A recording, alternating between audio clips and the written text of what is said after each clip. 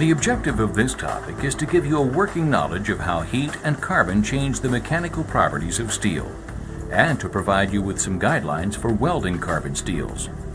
You'll learn that steel is made up of crystals, called grains. You'll see how heat affects the relationship between iron atoms, which are the basic building blocks of all steels. How steel transforms from austenite, which exists at elevated temperatures, into ferrite and pearlite when enough cooling time is available for carbon to diffuse. How a brittle structure called martensite forms when you let medium and high carbon steel cool too quickly, and how you can use heat to control cooling and return ductility to embrittled steel. You'll learn how to use an SAE-AISI number to determine the major alloying elements and carbon content of steels, and how to read the AWS filler metal designation, so you can match filler metal to the steel you're welding. From your own experience, you know that welding, the localized heating and cooling of metal, causes distortion, and that the amount of distortion is related to the rate of thermal expansion and the thermal conductivity of the metal you're welding, and that if you're not careful, welding can cause cracking. We're going to look briefly at the reasons that distortion and cracking occur in steel, and those lie deep within its very structure. In its simplest form, steel is an alloy of iron and carbon. Carbon gives steel mechanical properties like hardness and strength, and it only takes a little carbon to do the trick. Most commonly welded steels contain up to 0.3% carbon by weight. That's not very much. Steel contains other alloying elements besides carbon, like manganese and silicon, along with impurities like sulfur and phosphorus that come from the steel-making process. But carbon has the biggest effect on weldability. Molten steel solidifies by forming crystals called grains, just like water starts to form ice crystals when the temperature reaches 32 degrees Fahrenheit or 0 degrees Celsius. As the grains grow together, they form irregular boundaries where they meet. Each grain is made up of millions of iron atoms arranged into cubic microstructures called space lattices. At room temperature, the iron atoms are arranged in a body-centered cubic, or BCC space lattice. Carbon is soluble in iron, and carbon atoms are smaller than iron atoms, so they occupy the space, called interstitial space, between iron atoms. As the temperature increases to a critical point, called the transformation temperature, the space lattice changes from BCC to face-centered cubic, or FCC. And when it cools below the transformation temperature, it changes back to a BCC space lattice again. This ability to change from one type of microstructure to another is called allotropy. Above the transformation temperature, steel is made up of grains of austenite with a face-centered cubic microstructure. Austenite is non-magnetic, and it can hold up to 2% carbon by weight in solution.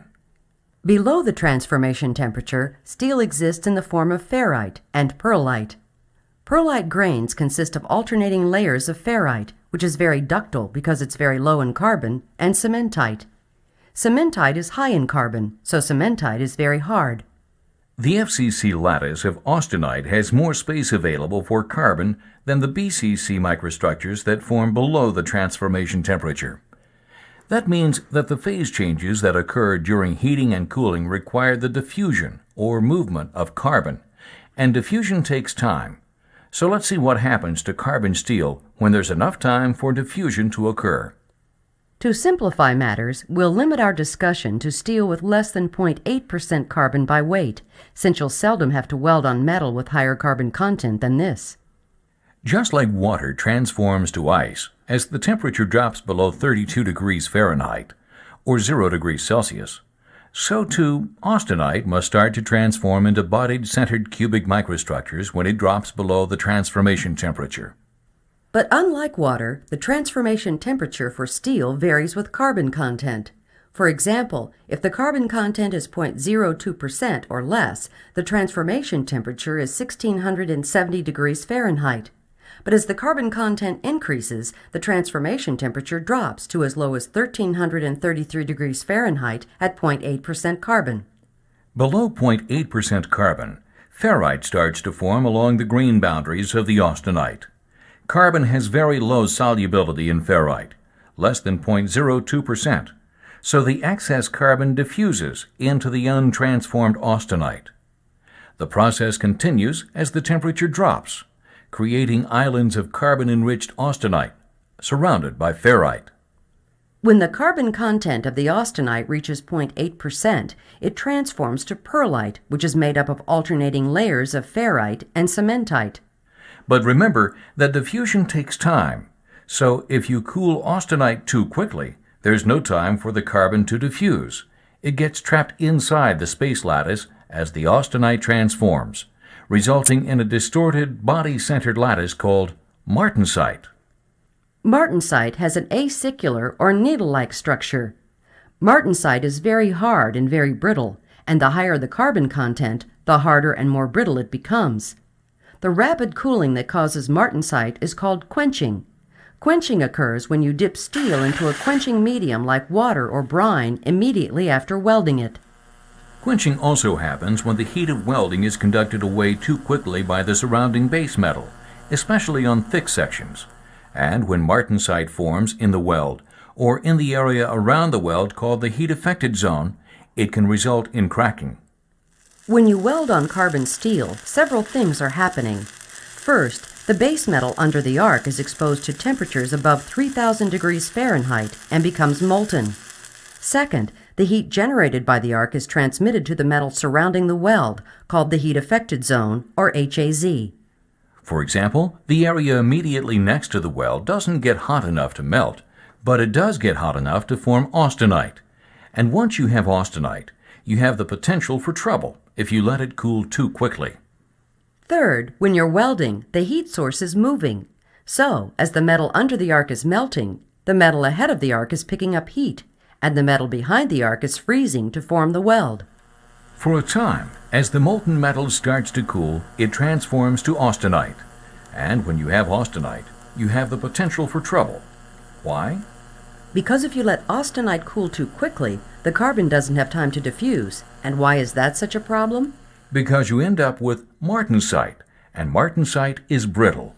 So, in most cases, when you're welding on carbon steel, you want to prevent martensite from forming, and the best way to do that is to control the rate at which the metal cools. Steel is classified as low carbon, medium carbon, or high carbon, based on carbon content. Low carbon steel, like the steel used to make nails and welding electrodes, contains up to 0.3% carbon by weight.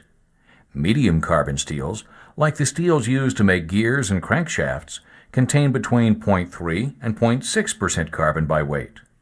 And high carbon steels, used for dies, cold chisels, and springs, contain between 0.6% and 1% carbon. In general, low-carbon steels are easily welded and usually require no special heat treatment, with the possible exception of thick sections and weldments with high joint restraint, because low-carbon steel doesn't have enough carbon to form martensite. However, medium and high-carbon steels have the potential to form martensite if you let them cool too quickly. The tendency of a steel to form martensite is called hardenability. Preheat is one way to control cooling. Without preheat, the cold metal surrounding the weld area acts like a heat sink, conducting heat away from the weld as it freezes. This causes the weld to cool too quickly and may lead to the formation of martensite, which in turn can cause cracking in the weld and in the heat-affected zone. But when you preheat the base metal, the heat of welding has no place to go, so it stays in the weld, allowing it to cool more slowly, which reduces the chances of forming martensite. On some metals, you have to maintain proper interpass temperatures. You can use a pyrometer or heat-sensing crayons to monitor temperature throughout the welding operation. Another way to control the cooling rate is through post-weld heat treatments like annealing, normalizing, and stress relieving. Annealing produces softness and high ductility. The weldment is placed in a special oven and the steel is heated into the austenitic range. Then it's left in the oven or placed in an insulated container to cool very slowly. Vacuum ovens are commonly used for annealing because they prevent problems associated with exposing hot metals to the atmosphere, like scaling due to oxidation. And vacuum ovens provide better control of mechanical properties because the cooling cycle can be programmed into the oven. Normalizing is similar to annealing, but the weldment is allowed to cool in still air instead of in a closed oven. Since air cooling is faster than oven cooling, normalizing produces a finer grain structure with greater strength and less ductility than annealing. Annealing and normalizing are useful because they allow you to alter the mechanical properties of the metal as well as relieve stress and eliminate gases that may be trapped in the weld. Stress relieving takes place below the transformation temperature. It's used primarily to relieve residual stresses from welding and to return ductility to the weld and to the heat-affected zone. Induction blankets are often used for stress relieving, which involves raising the temperature of the weldment between 900 and 1250 degrees Fahrenheit, or 480 and 680 degrees Celsius, and holding the temperature, usually for about an hour per inch of thickness, and then allowing it to cool. You also have to take the history of the metal into consideration because prior welding and heat treatment can change the grain structure and mechanical properties of the metal. The American Society for Testing and Materials, ASTM, maintains a series of specifications for a variety of materials. Each specification has an alphanumeric designation. The letter tells you what type of material it is. For example, the letter A stands for ferrous metal. The number identifies the specification to which the material is made. So, if you want to know the chemical composition of A36 steel, you'd have to look up ASTM specification A36. But there are a couple of designation systems that are much more helpful to welders because they identify the chemical composition of the metal. The most widely used designation system for carbon and low alloy steels was developed by the Society of Automobile Engineers and the American Iron and Steel Institute. The 4-digit SAE-AISI designation tells you almost everything you need to know about a particular steel in order to weld it. The first 2 digits tell you the major alloying element. For example, a 10 means that the major alloying element is carbon. The second 2 digits specify the amount of carbon. If the last 2 digits are 10, the steel contains between 0.08 and 0.13%, or about 1/10% carbon by weight. So, in the SAE-AISI numbering system, the numbers 1006 to 1027 indicate low-carbon steel. Medium carbon steel is 1030 to 1050, and 1060 to 1095 designate high-carbon steels. That means when you're welding on steel with an SAE-AISI number of 1030 or higher, you have to decide what kind of heat treatment to use, and you should figure this out before you start welding. Another useful designation system is the Unified Numbering System. The UNS designation for an alloy consists of a 5-digit number prefaced by a letter. The UNS system is very similar to the SAE-AISI system. For example, the UNS designation for SAE-AISI 1020 steel is G10-200. The American Welding Society has developed a classification system for filler metals, so you can match the filler metal to the base metal you're welding. A typical AWS classification for carbon steel filler metal is ER70S-3.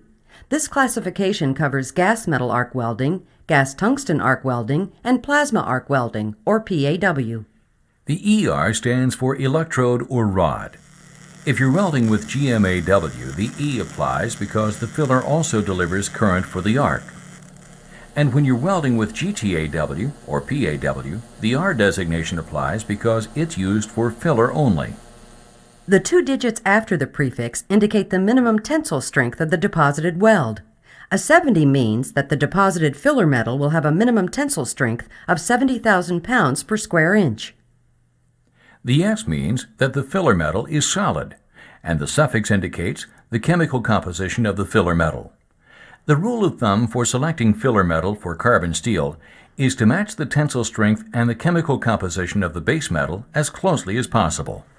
So, steel is an iron-carbon alloy, with other alloying elements added to achieve specific mechanical properties. Iron is allotropic. Its atomic space lattice changes from body-centered cubic to face-centered cubic at a critical temperature called the transformation temperature.